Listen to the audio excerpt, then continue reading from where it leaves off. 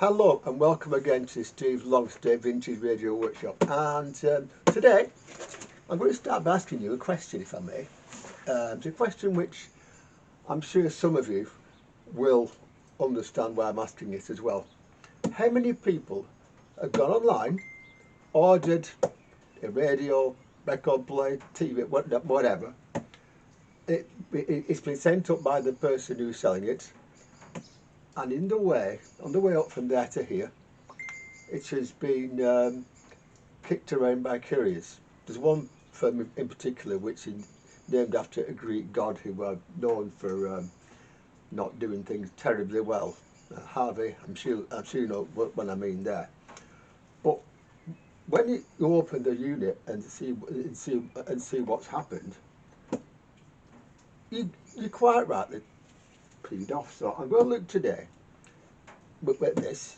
It's a Robuk tape recorder with the Motec deck, which has been played about with by a courier. It's not a radio, I know that. Radios, by the way, cases can be reconstructed, glued even, you know. Dials, what you do is you get another dial, or make yours look okay. Photocopy it onto glass and use the glass is quite common. And some sites have some of these dials online so you can print them off and make a new dial. That's no problem. Again, the cabinets, you know, can be. This one isn't bad actually, cabinet wise. But unfortunately, if I take the lid off like that, I will show you exactly what has gone wrong here, if you can't see it already. This is how this unit came to me.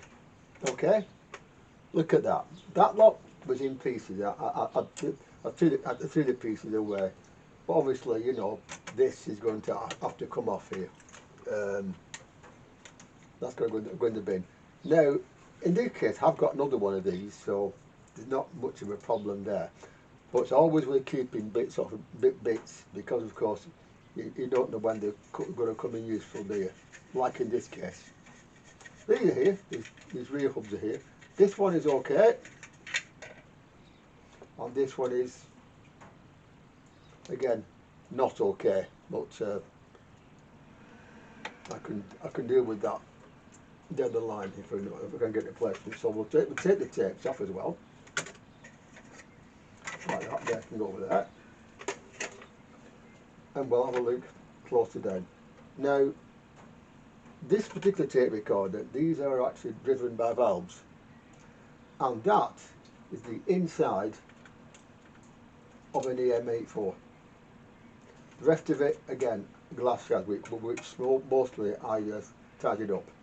So obviously that valve is not going to be used like that, so that there's only one place for that, and that is file 13. Yeah. The buttons,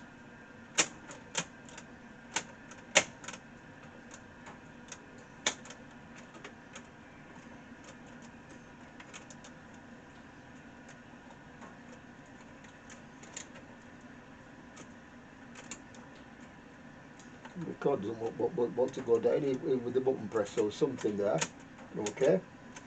But apart from that, they're okay. Obviously, in this state, I'm not going to plug this in. No way holes there. But the first thing we're going to do here is take it apart and have a look. And certain parts of this are going to go binward, of course, because there's not much else I can do with them. Such as this thing here, which is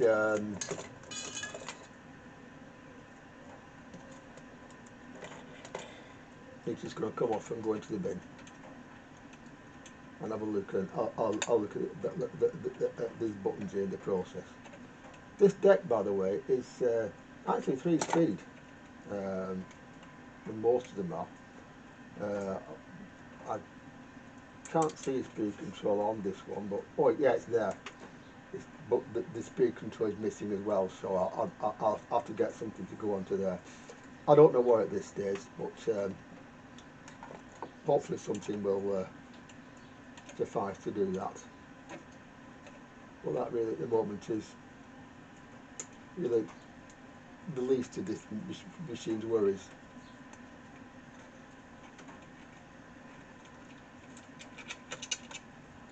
So that goes up there at the way, and this comes out of here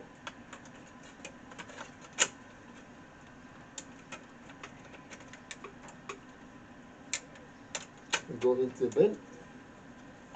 Well, that comes off, does it? Okay, well, so that comes off the cord, so it's fine. And this then comes out, some come out, and well, yeah. So, at this point, let's have a look and a think, shall we? Because we do need to. I noticed, by the way, the capstan's okay, the heads are okay. So this has always had a knock on this corner here, or the lid. The lid, by the way, does look okay. I'm just how a quick look now. So yeah, I don't know what state the electronics are in this. We might be lucky, we might not. If a radio or tape recorder is moist, by the way, then do be careful. Not everything that's been moist can simply be put back into use. This is because, unfortunately, we don't know what units has been in and what it's been done to it. Right, so here we are. Let's take it apart and have a little look inside, shall we? So two of the screws actually were out on this actually, so I don't know quite how and why. But things like that, you always go in the garage straight away. I have got another thing different, like I said, for another machine. Like I said, always keep hold of bits for radios and things, because you never know when they're going to come in useful again. And this is one prime example of that.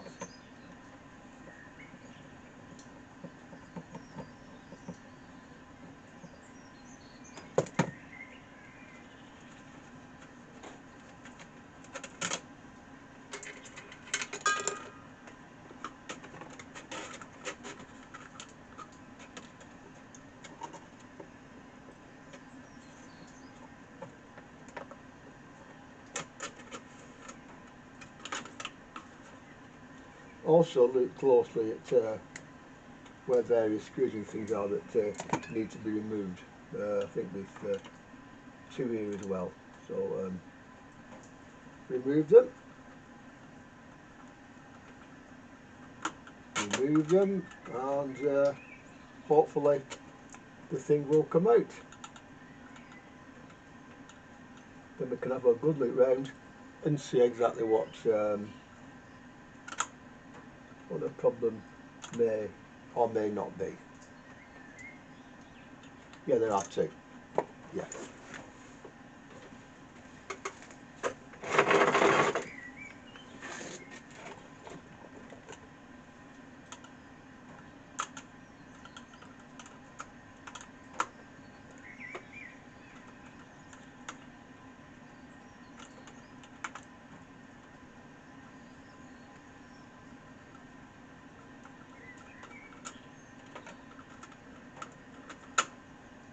That one comes off. This one comes off. Oh dear. We'll look at that in due course. Not a major problem.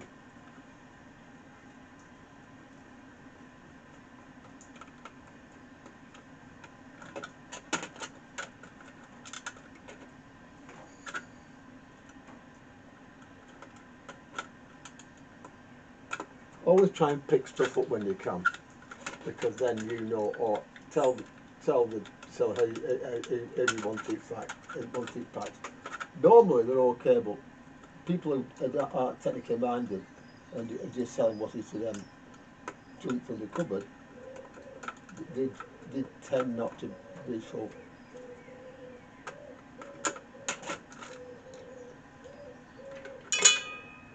Not to be so good over packing, which is a bit of a problem, but then again, there we go.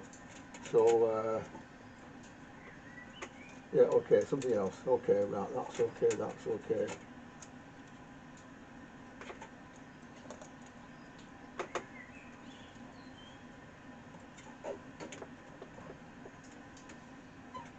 Always, always look before you pull things off, by the way, because you never know what.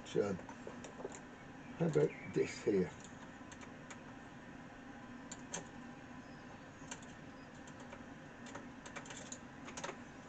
How about this here?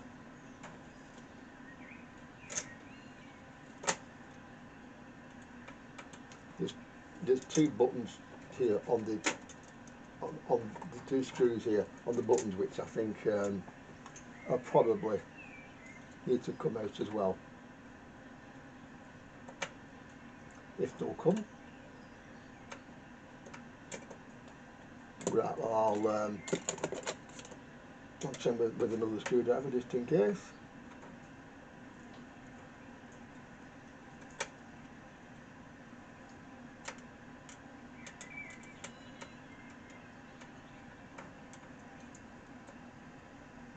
Okay, I'll do this off camera, okay, because I might use some, shall we say, non-Zuckerberg friendly language. Meaning I might swear me. Well, off it came with those screws and the pause control as well. This, by the way, is the what remains of the EM84.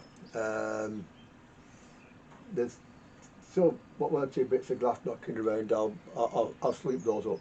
Well, that's what's inside. If everyone wanted to know, the green bit is on the glass. That's obviously gone, but this is what's underneath. So if you want to know what was in EM84 or EM87, well, there you are. It's there's one in bits for you, which is no use to man nor beast. Now with these, everything apart from the wiring here and here is worked, it's obtained and worked on from underneath. So I'm going to get the case out of the way, and I hope to God that everything is actually okay underneath. I really do, but we'll see shortly. The mains cord on this has been cut as well. Again, why I don't know, but we'll find out at some stage. But I'm going to get this. I don't like this stuff anyway, so that's going to be replaced. Main transformer loops and feels all right, but haven't trouble with those before. Output transformer, and there's three motors on this thing, so you know each one has to be handled separately, as it were. So yeah, now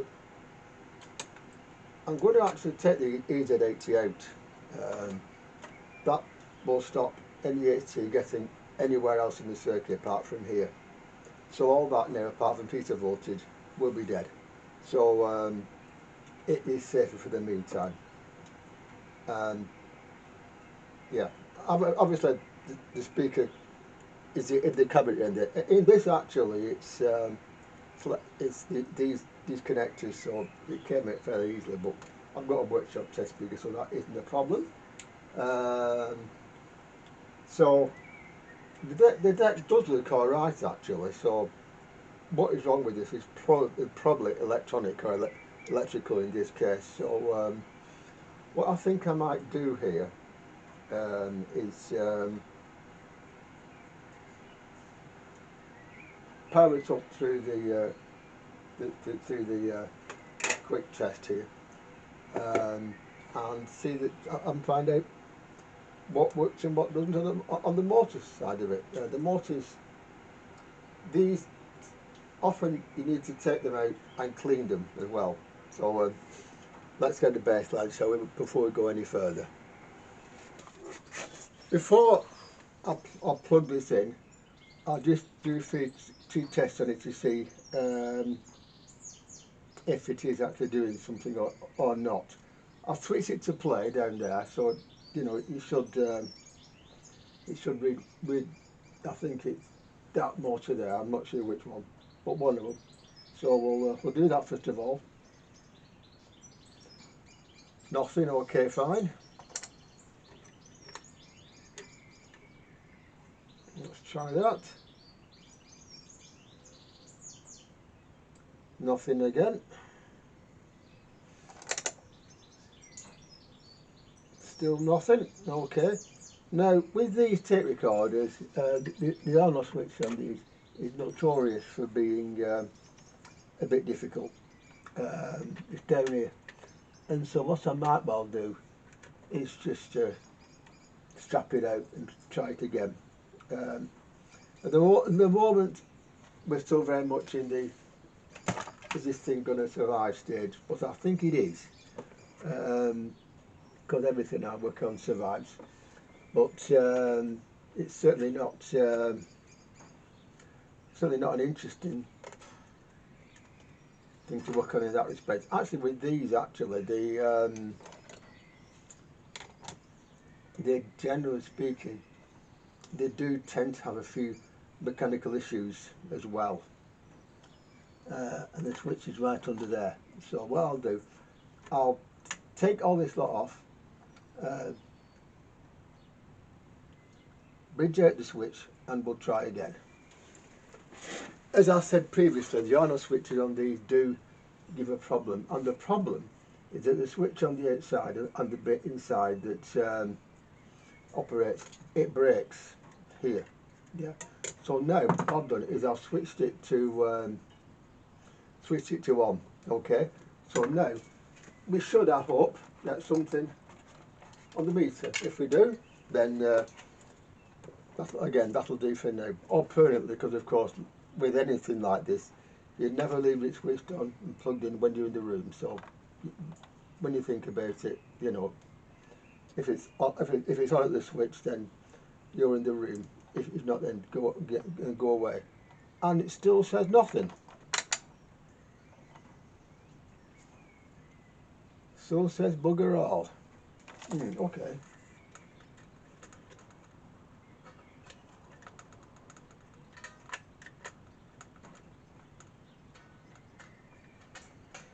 Okay.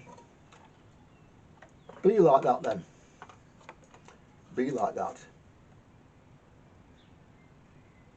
There's a note there. It's there. I'll put it onto. It's there. It is not there, but it is. Yeah, that switch needs to wide out circuit. It was a nice try, but obviously that switch there needs to wide out circuit. So that's the next thing you must do. In the process, actually, I might possibly take this off. No, I won't. I'll leave that for now, and we'll just wire that switch out and see what happens then. Interesting one, give it that, but you know, interesting butters, no potatoes, as the Russians say.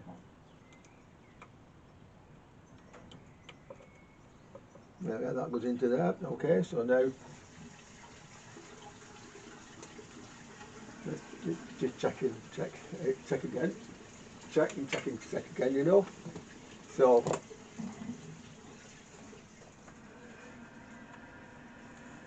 that goes onto there, like that, and that goes onto there, and there's nothing at all.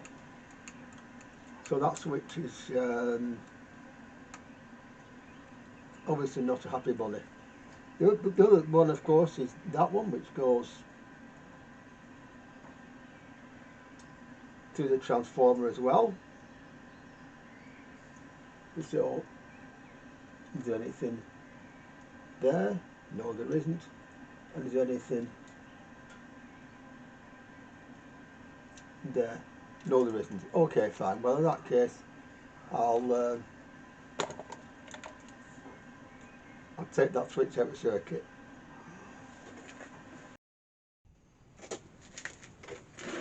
I did get rid of that glossy bit of wire actually. So now across the plug, as you can hear,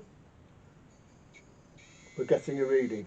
So we know now that the on-off switch is out of circuit and the rest of it is okay. I've taken out the rectifier, like I said. I'm also to take that out as well and try it again just to make sure that it we should still read the motors,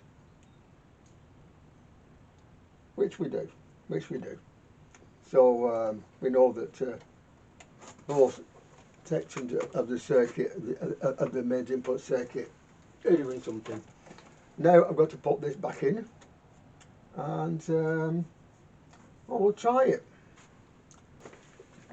Now we are ready to put mains to this thing very, very quickly and see what happens.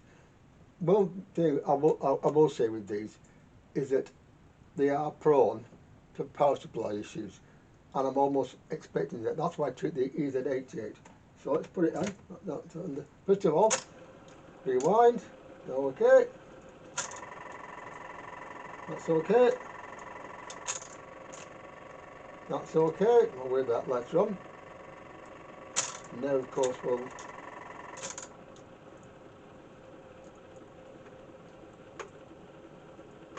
look for glowage. Not only shall we look for glowage, we can measure for glowage as well. Because even with the EZ8 out of circuit, there should be glowage. This is because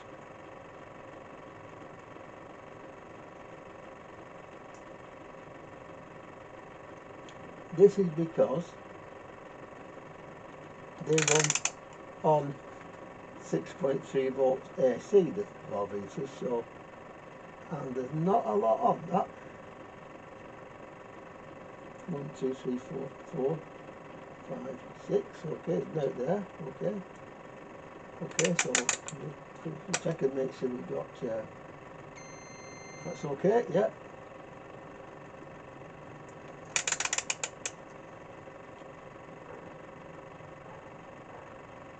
Oh dear, looks like there's not a lot of glowage, judging by that. So turn it over, let's have a look and find out where and why there is no glowage, because no glowage means no valves, and if no valves, well, I can't think that all the valves are faulty, but it is possible, unlikely but possible, you know. So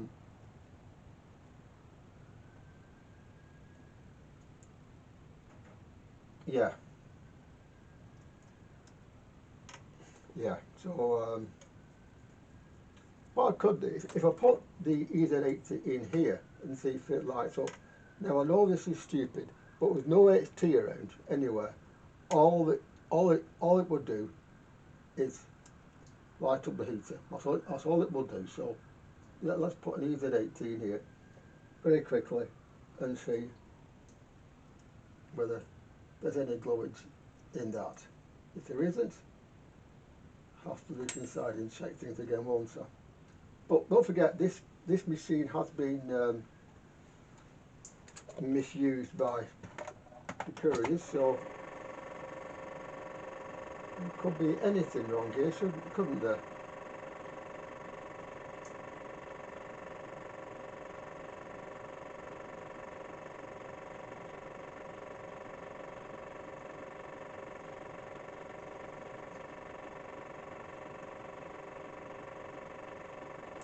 Nothing. Okay, not to worry. Right, what I'll do very quickly, I'll just check this valve to make sure the heater's okay on it. It should be. If it is, then oh dear, basically, you know. But there should be a voltage on the heater wires here, so not coming out now, that is it? Oh well, stop in there then, and I'll measure the two the two wires here and see if it's doing anything down here. So on it goes again, and we'll see if it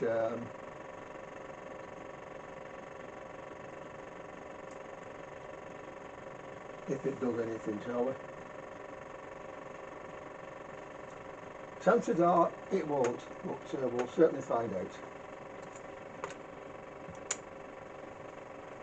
So, was the glow edge at all? Nothing there, okay, nothing there at all, okay. So the valve is probably okay, but the valve features are not being run. Now, the thing for the transformer, that is in. Now, unless it's floater, it's not conducting, the transformer should be alive and doing something. I know that it's set primary works because I measured it earlier on. So we certainly have an interesting one here, don't we? Just to prove a point, I'll just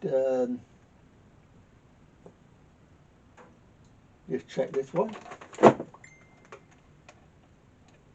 very quickly. Just check this one.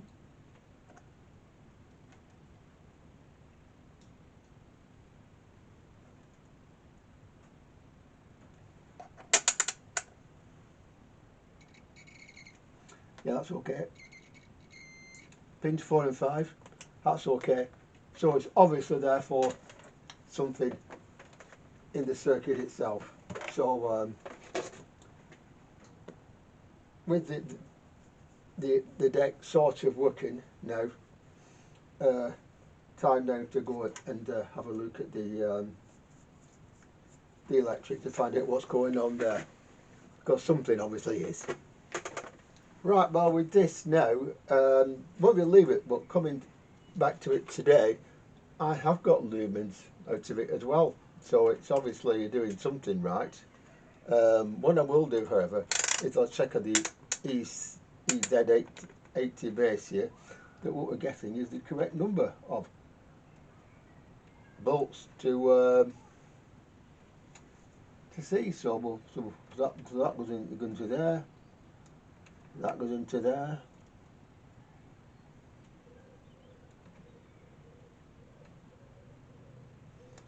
And hang on, we can't see that, can you? Hang on. There's the meter, yeah, and it should be, and we are actually getting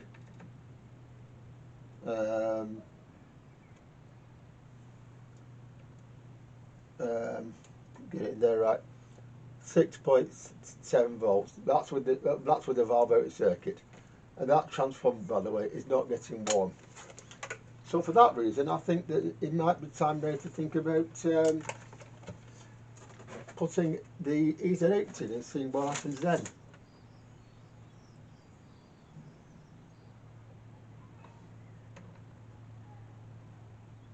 There we go. In it goes. There we are. Let's see what it does now. When it warms up.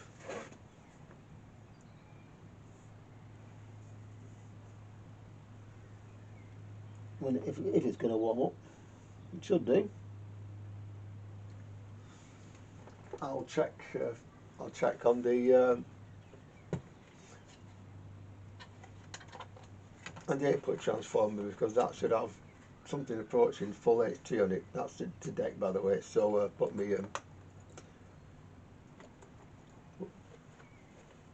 that back on there, like that.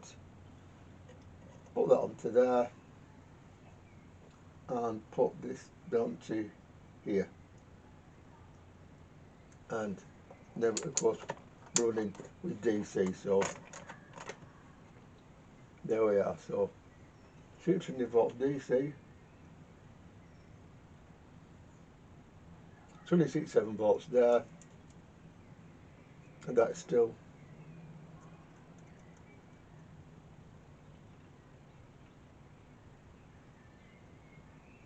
cold, as well as the transformer being up to that up to 270 volts, which is about right for these. So that is very much in our favour. Now, with that in mind, I shall now put the speaker on and see what we get. Because, well, you should get a hiss or something, shouldn't we? So that comes out again, and we get the speaker, and we get the speaker and connect up to there, and we should get something to see whether it's making any noise or not. We should get something. A quiet humming will do, you know. Right, with the speaker connected up, an old speaker for an old, one of these machines actually, an old Robuk machine.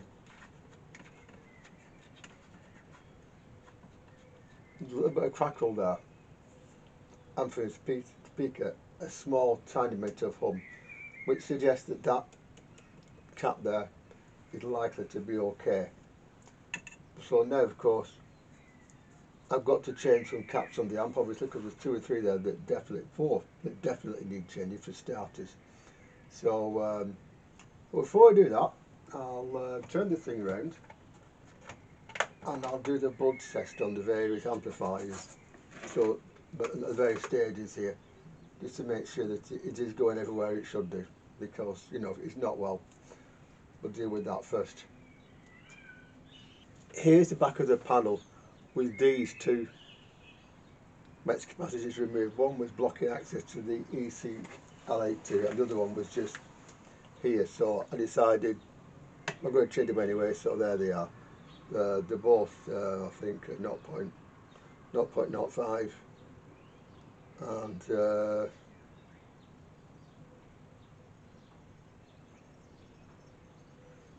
let's have a check.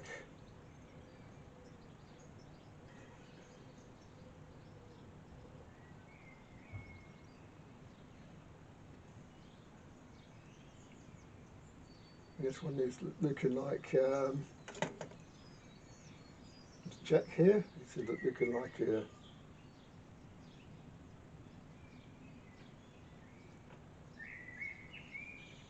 0.0. So they're both 0.05 microphones, but they're both out of circuit, so there we are. Now then, with them out of circuit, first of all the buzz might not go all the way through, but I'm going to see what we do get before I replace those. Certainly the capacity that was there. Now on these, of course, HT goes through the output transformer here to the Pentol side of the ECL 82, and that is on pin number 6. So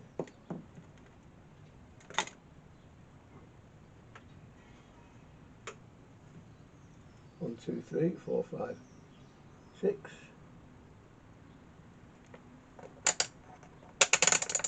Okay, there we go.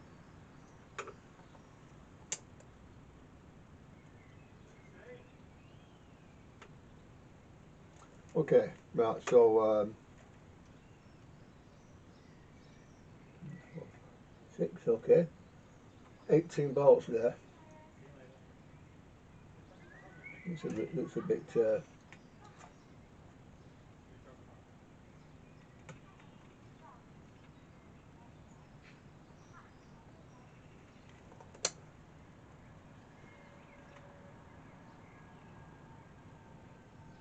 $273 there, okay, that's one, yeah, 271 volts there, okay, that's number, that's grid. Are you sure about that? Are you sure about this? Yeah, one. So 1, 2, 3. The crackle's okay. Okay. 4. Okay, 5. 1, 2, 3, 4, 5, 6, 7. Okay, fine. Yeah. So it's anode and and grid 2, which is of course the other supply that these have on the grid. So so 265 on there, 283 on there, that's okay. And of course the triode is on pin 9, which is there. That should be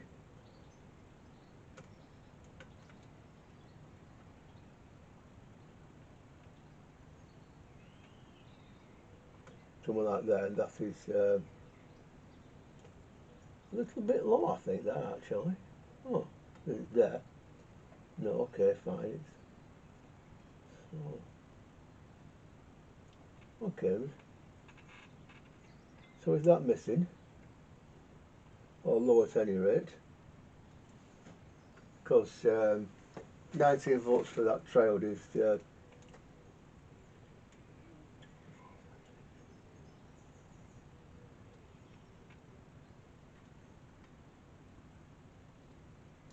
that's low. That is low. That. The next thing we do, therefore, is think, okay, grid 1, which is, I think, I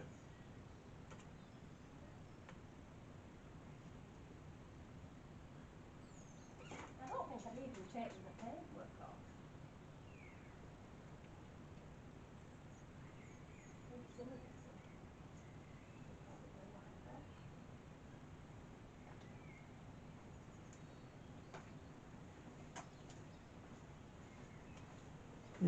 okay. I think that ECL is. They do have a weakness to ECL, so it could be a fault to that. But what I will do, therefore, going on to the ECC, we might be. Oh, is that all? No, it's. Can you see? It's here. Oh, yeah, yeah. And there. Oh, I'll see you. Yeah. 140, okay, right. And They wanted me to stay to the class, and Jackie, she said, it'll do you good, come and relax. I said, no, I'm going to have to go home. I shouldn't worry about it one bit. We're going into RRG tomorrow or whenever. Yeah. And book it in for a paint job. Well, it's insured, isn't it? Yeah. not a lot there either. Right, I might possibly at this point get a circuit diagram and have a quick look. So be with you shortly. We've got the circuit here, and let's have a look. That is going on the output of the rectifier basically, and so pin 6 of this here, which is there, that's about 445 ohms. You can see there, 441, something like that. Anyway, so yeah, that one of course will be 0. Now pin 9 appears to have a rather more on it, as you can see there, 162 volts or so. So basically that was cut up at about 20 volts before, which is very, very low for a triode of that kind. So if we now power it, yeah, with that valve out, which is what I've done here, yeah. If we now power it like that, yeah, we should get voltages on that pin. We do, here it comes, and also that pin, here it comes. Okay, yeah, that goes down to. We've got to know now is where the other pin is that goes to, because I think is there. So from there to there, that. Thank you. There to there, 226 volts. Okay, which is with the valve out of circuit, by the way. So that's okay. Now with that valve out of circuit, the ECC83 here should also have on it high voltages. So let's quickly check that.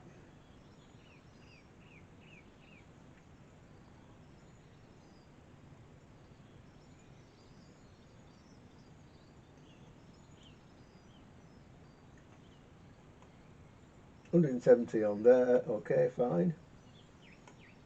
And then we should get something on something like there, which 149.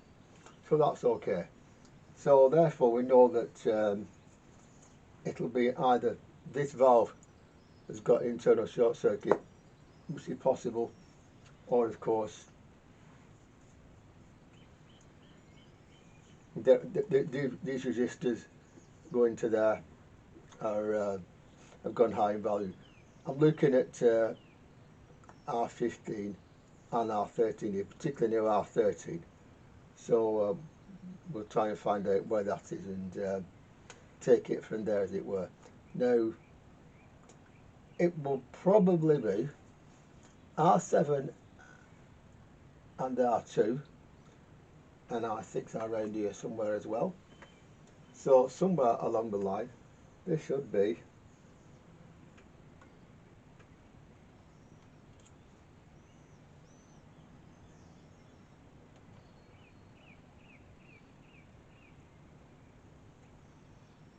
nothing. Okay, well, we'll go back to here, to there. That should be 15, yeah.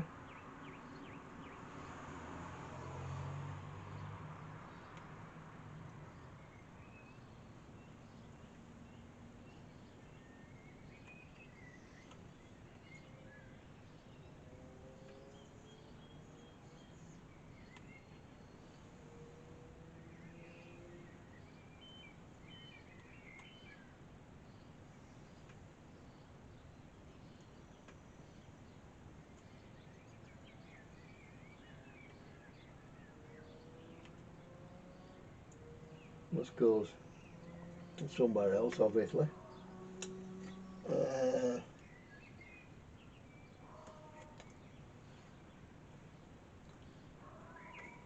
There's no values on this circuit, which doesn't help me much either, but these things are something to try as well, aren't they? So,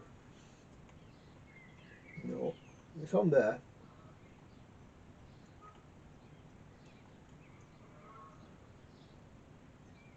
Let's go down to there. Okay, yeah. It goes down to there.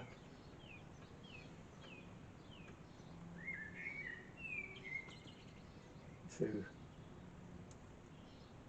gotta go somewhere, come on. It's gotta go somewhere, that. It's got to.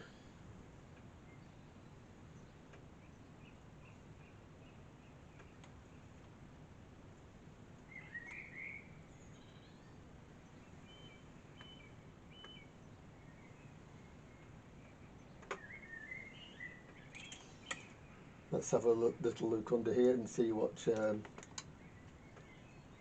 we can see. Not very much.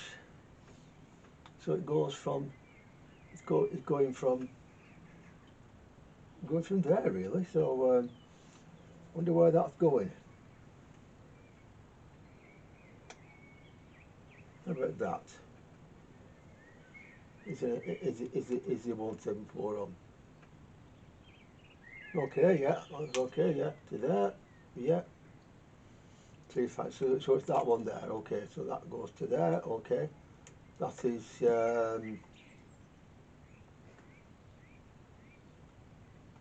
probably R12.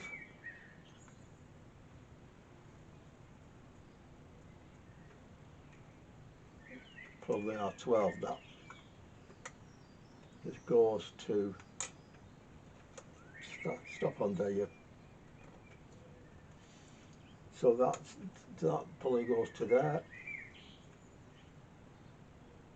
Does it go there? Yes, it does. It goes, so that goes to there, goes to here, goes to here. Okay. And from there, it goes to here, goes to there, and I'll put that somewhere. Might hold on better. So from there it goes to there, 258, okay, 293, 349, okay, so it's here, okay.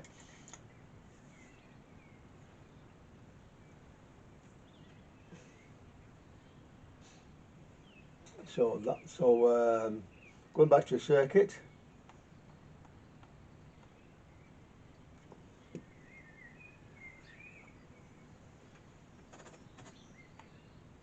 I'm not sure this is the right circuit for this, but we have to start somewhere, don't we? So it's C3 and C2, okay. So between C3 and C2, which are probably these here.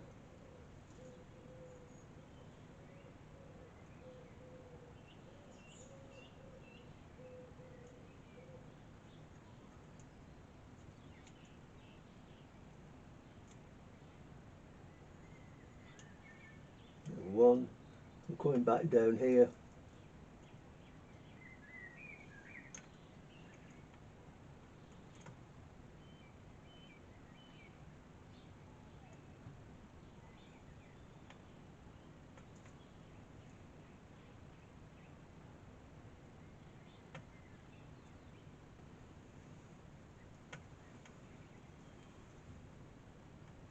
So that one.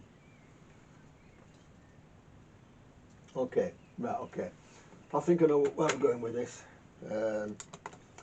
I think it's time for capacity change, because I think, and also I'll try another valve, because I wonder if that one is rather badly scorched by whatever happened inside this machine. Yeah, so again, from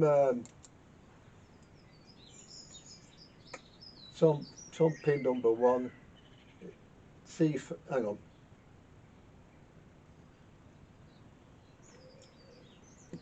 it goes to C15 and R16, which goes to pin 1. So plug it back in again, wait for it to come up. There it is, yeah.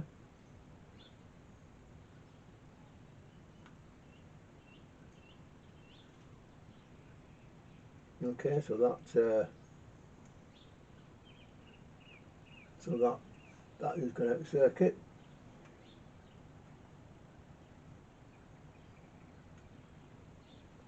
So that pin has 313 volts or so on it. Low current, by the way, to there. And there shouldn't be anything there at all, because that should go to the grid. So if we now go from there to the grid, we shall get a resistance, because there's a resistor in the way. So we'll see if we do.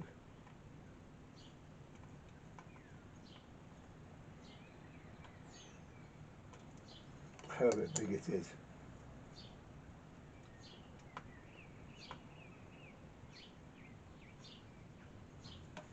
We've got the right, make sure I've got the right pin. No, it's pin 3. It's pin 3. Pin 3. So it's there.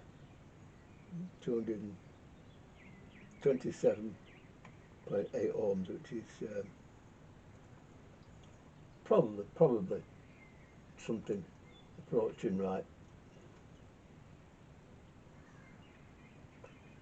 Okay. So now, if we plug it back in again now, like that,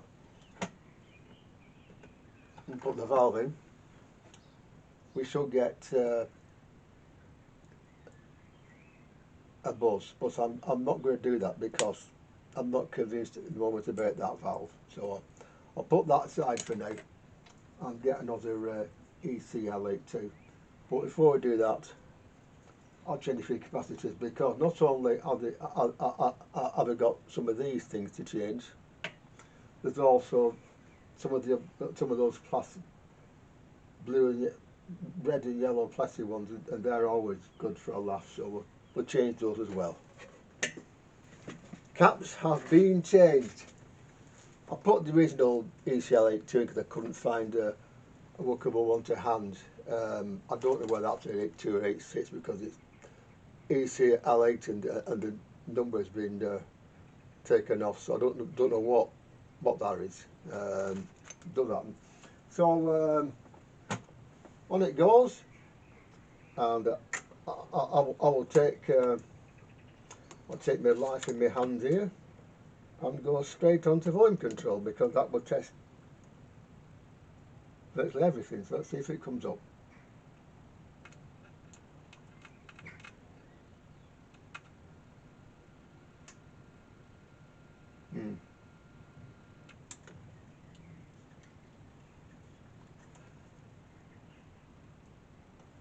The way, okay. That's a phone, by the way.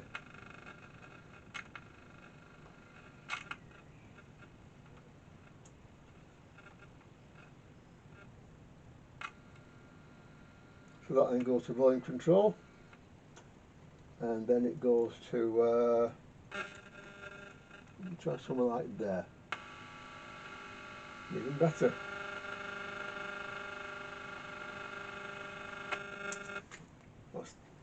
That's all.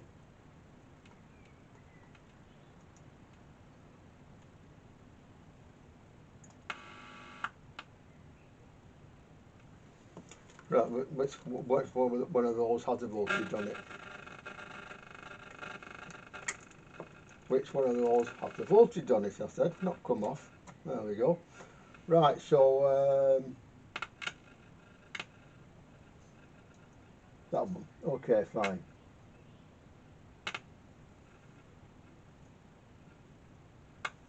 Now look at the circuit again here. I will print this off to show you at some stage very soon. C5, it goes, and then of course it goes straight out of there to the switch here. So valves to switch, valves to switch.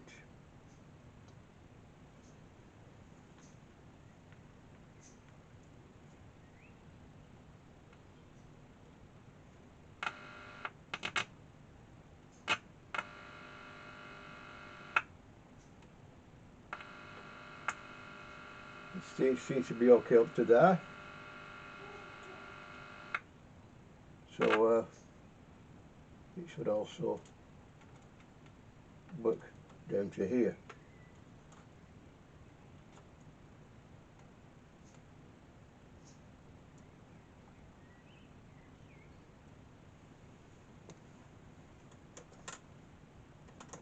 Right, in that case, if I switch it to play, this is that racket.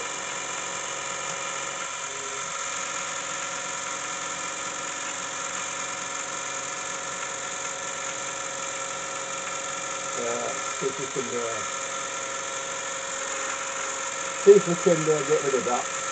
Hang on. There's no actual way to really shut up that motor, I'm afraid. So we'll have to do this with the noise as well. So put it in, let it warm up, and we'll see if it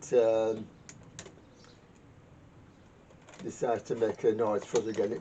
It did last night, so it should now. So so we start somewhere like, I don't know, something like there. Yeah, okay, that's okay. Now down here, it's there, okay, but not there, okay, because that, yeah, but not there. It's not there because play has not been selected. So if it is selected, and fill it the noise.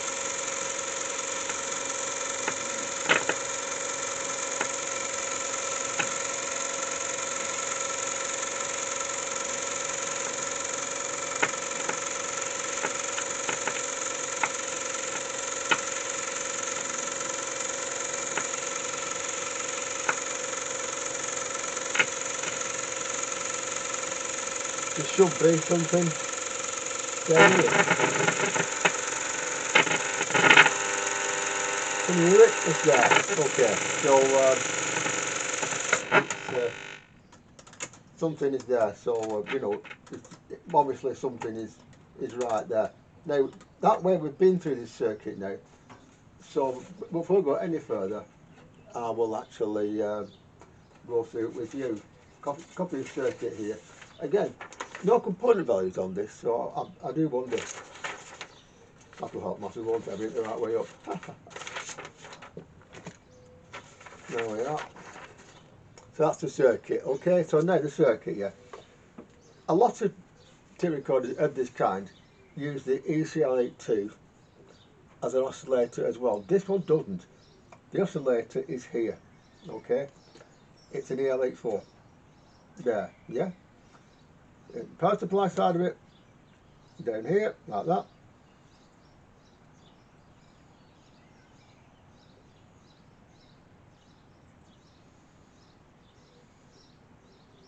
So it goes down here, up here.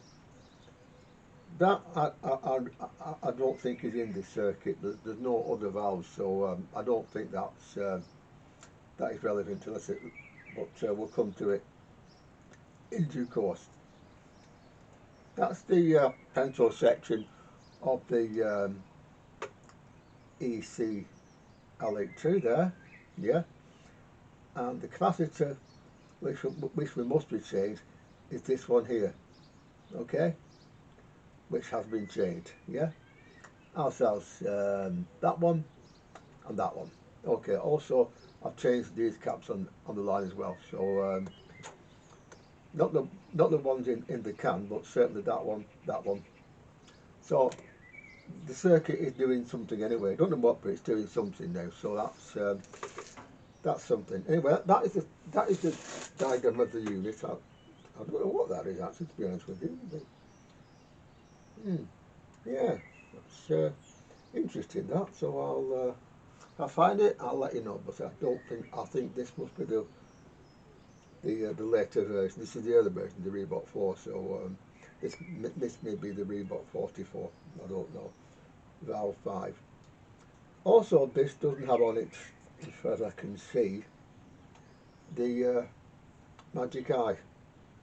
So this is not actually the right circuit for this set, but it's the nearest I could get. So there you go. And that, by the way, is the diagram of the deck. What's said up there, you see.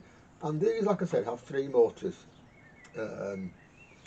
When you have 3 motors, it's a lot simpler. Apart from the button assembly here, which I could have taken wires off to shut the heads up, but I decided that was probably not a good idea. So well, I didn't, basically. So there you are.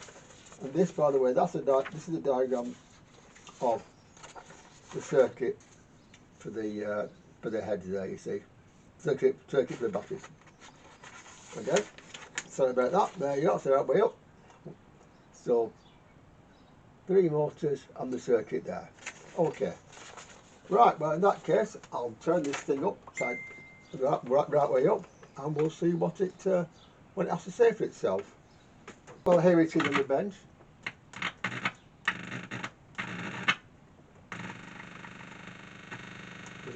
With a connection somewhere that's rather interesting, obviously.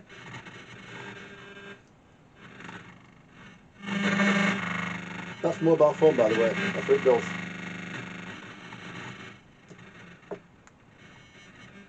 Wonderful, isn't it?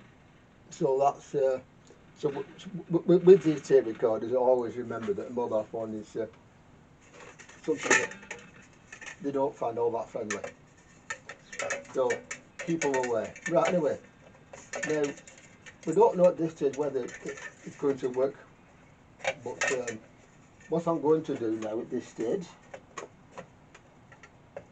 is I'm going to try and get this on here like that. Put this on here like that, and see what it has to say to us, if anything.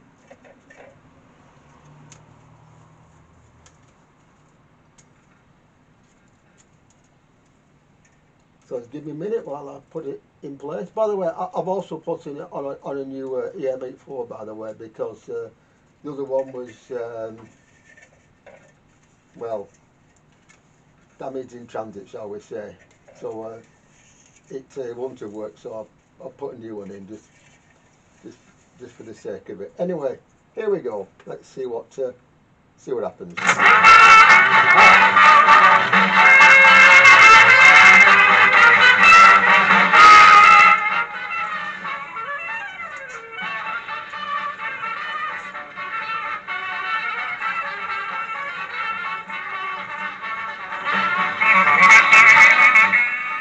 Well, I think that's all right.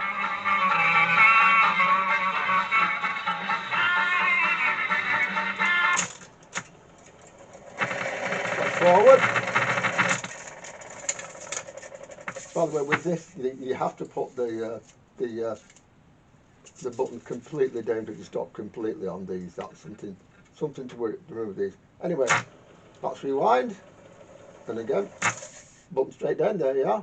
Go on, Bart. Maverick is the legend of the West.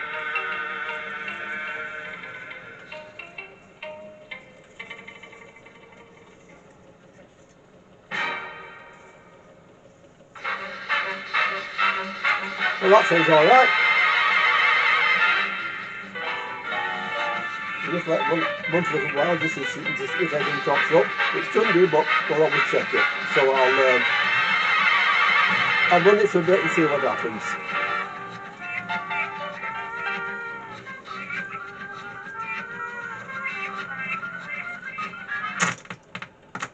I think that must be a 4-track tape.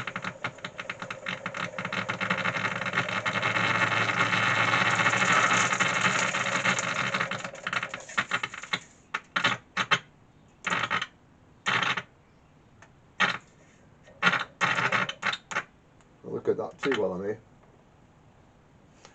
But what I'll do very quickly is I'll put on a 2-track tape and see if it works with that one.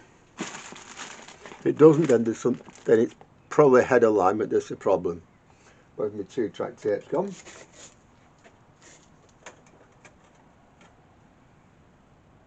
Where is it?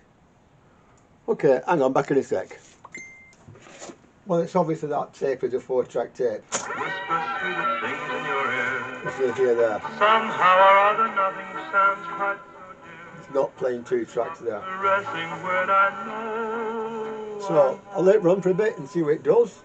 Then we'll look at record. Which on these, by the way, on a lot of tapes of this type, like I said, it's it converts half of the ECL82 into an oscillator circuit. On this one it doesn't. It uses an EL84, I think I said just now. So that's separate. And what happens is, of course, it comes with the microphone, okay. Different knob down here. And then, of course, it's combined with the 8-port oscillator that goes to the head. It really said it's different, of course. It comes straight from the oscillator. So that's basically how they work that way.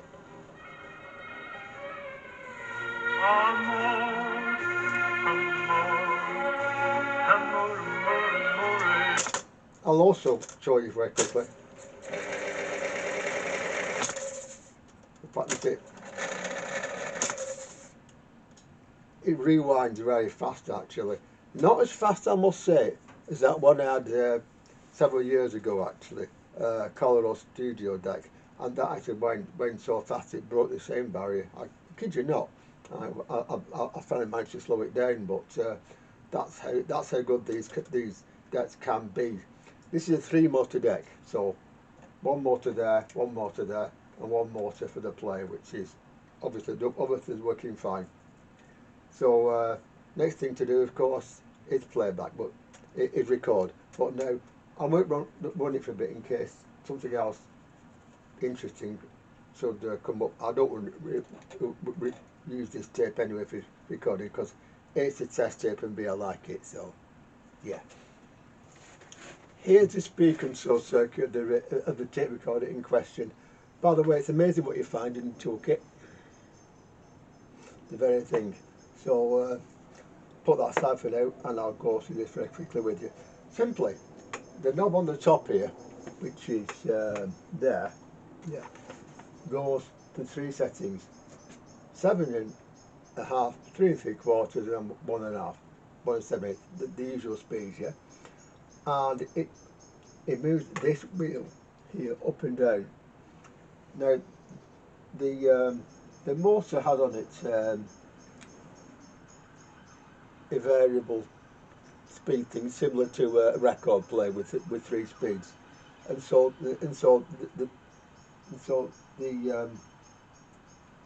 this either wheel here goes across them and drives this depending on which one it's on.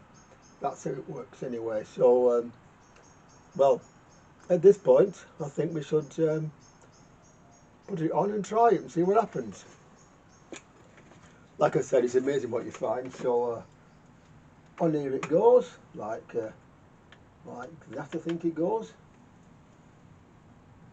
Flat side, wherever the flat side is, it should just simply go on.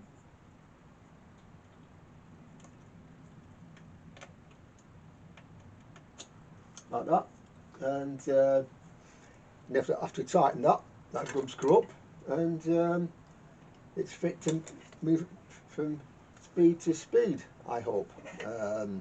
Hope it does. You know, because otherwise it's like another one I have. The wheel is a bit past its best. It does happen that sometimes, you know. So unfortunately, it does seem to be a common thing with these. But this one did work okay on one. So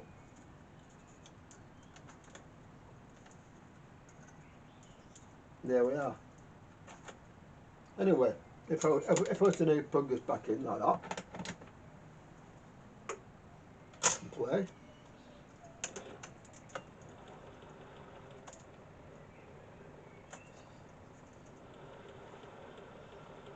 that's 3 3/4.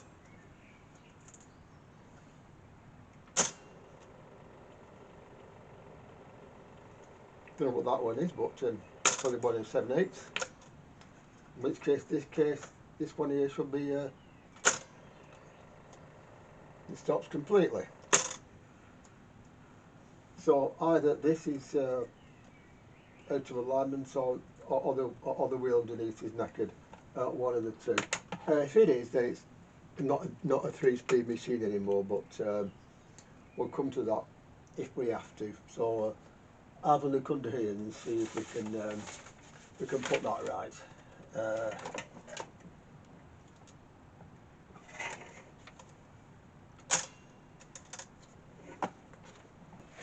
There was something blocking it under here, so now with the tape on, that's 1 7/8. Now on these, that goes down, that goes to the middle there, 3 3/4.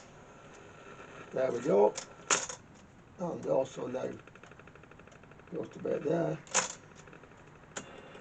and there you are. It works straight away. That is 7.5. So it works on all bands, as you can see here. So now it works on both bands. I'll put it back on 3 3/4 because that's the speed I normally use. And so then, again, look at the speed of this blind. brilliant, isn't it?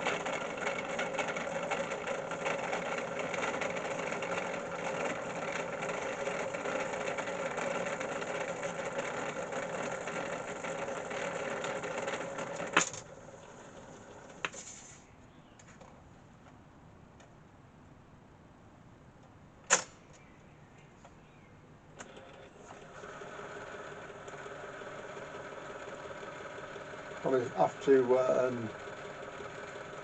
nudge that a bit, but them seats are up to work on 3 3/4. There's plenty of room for you to do it, so you know it seems okay there.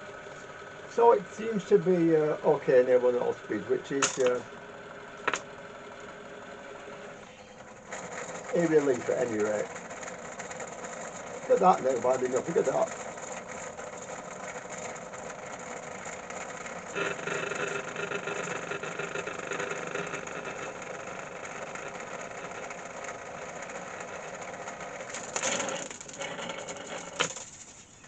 Brakes are okay on it, as you can see there. So now we've got to sort out this spindle and this which goes on top, because this actually is snapped off in here. So I'm not quite sure how we're going to do that as of yet, but do it we will. Do it we will. The reel holders, which you can do without actual machines, go on like this. You see there's a screw there, and this goes on top, and screws on like that. You see, like that. Okay, so that's how they work anyway. And here too, same applies. Just put it on, and there we go. Okay, not on camera. Unfortunately, one of these has been rather made a mess of, so we can't do anything with that just yet. So instead, I'll leave those for now, and I'll get on with doing the other things that need to be done to this before it is put back together. Basically, putting that straight and putting the cable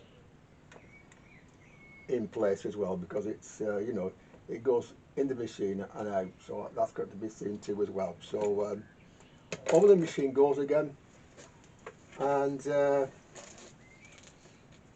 we have to sort that one out as well. A tape recorder apart and a tape recorder together are two different things. I say that every time, but it's true. With this one, actually, as soon as I put it together again, it didn't work, because at the back here, access through there to the top, one of the slits, there is the voltage selector, and it'd come out. That's all it was. So, but they're not the easy to get at, so I had to take the thing apart, get the, you know, the usual thing. But anyway, as of now, there you go. That's Swanee there, of course, Swanee River, sung by Michael Holiday. Yes, I've got this tape on again because it's near it and it's 2-track. Yeah, so that was a 4-track actually. Got a couple of 2-tracks knocking about. Anyway. Won't see me no more when I get to that Swanee shore. It did. Okay. I even know my man is waiting down by the Swanee shore.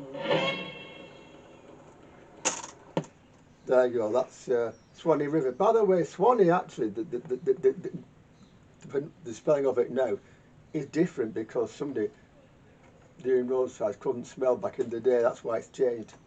True that. Have a look online, you see for yourself. Anyway, now we've got to go and put this thing together properly again, which shouldn't be too much of a problem, but always with these things, always make sure across all stages that it still works, because you know something can stop it every time. Well, also with these, always the red on these is not record, it is stop. Press it down before you do anything like change the speed. Also keep it down, because otherwise it will still do that, you see. So it's yeah. one of those little things that the tape recorder does. There are one or two things with these.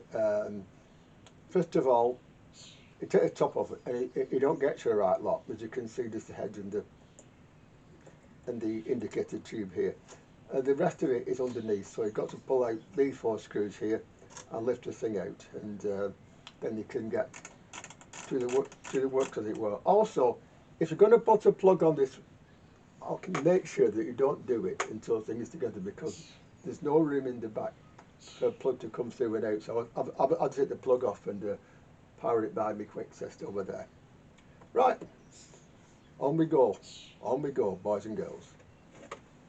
Now the 4 screws on the outside that hold the top on also hold the inside on. So these 4 screws will come out, the whole lot comes out of the cabinet. Okay, so they're in before for testing, they're in again for testing. And at this stage, next thing we're going to look at is whether it's doing anything it shouldn't.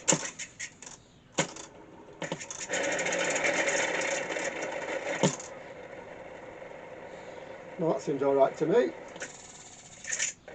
And the other side should be the same. Apart from the nose of the reel, of course, so there you are. That is playback, by the way, with no tape on. So again, I put that on there like that.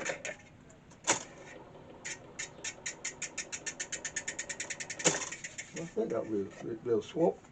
Slightly warped actually, but never mind, we'll try it the other way.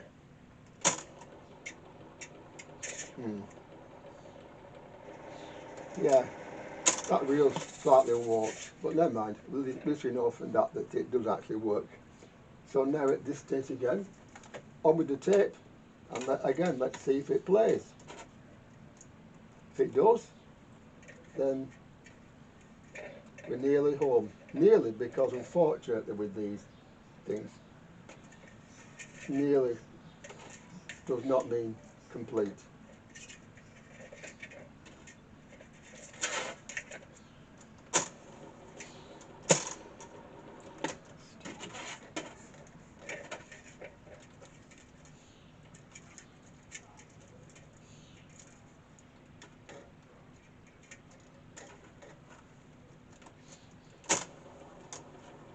So now we shall get like a holiday again, you think? Please. There we are. Sway River again. I've been away from you a long time. So there you are. So now of course that's okay as well. So now the speed control sorted. Everything else is sorted. Now of course we've got to sort out this this bit here at the front. Now at the beginning of this video I said that I had another one of those. You know something? I have. And this is right behind me here. So that now goes onto there like that. That goes through.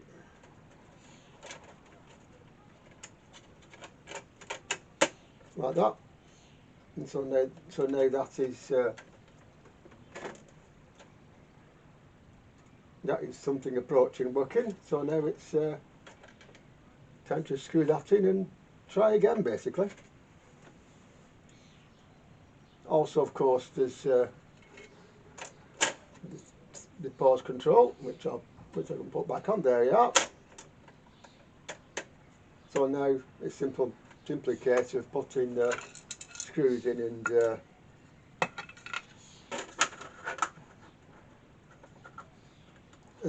as they say, the job is a good one, wherever the screws are.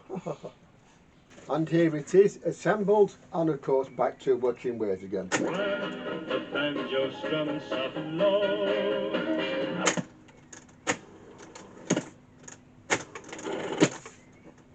Dear old And so forth. I'd give the world to be.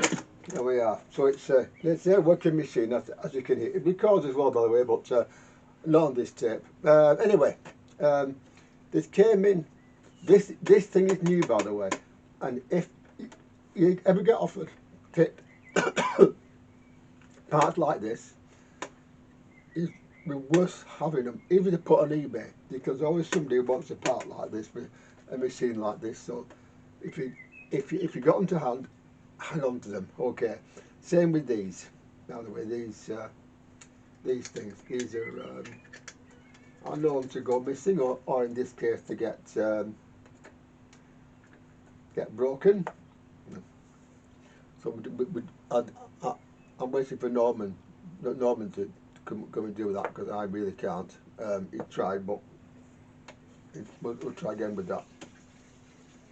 Speed control. I was lucky to have that.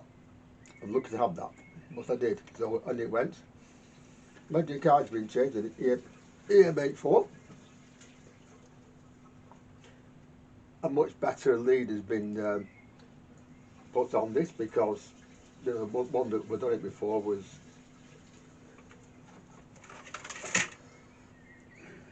exactly. So that can go into. I might leave that. Might have that actually. Might have that. There we are. So the better lead's got on a 3-core lead, because these tape recorders, for the most part, and there are 1 or 2 exceptions.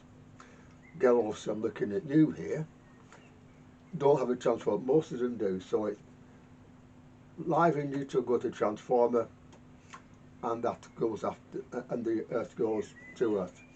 Now the manual for this doesn't have on the one I've got here any values of components, which is a pity. But in that situation, it's what you need to know your colour codes. You need to know. Capacitors have them written on them in one way or another.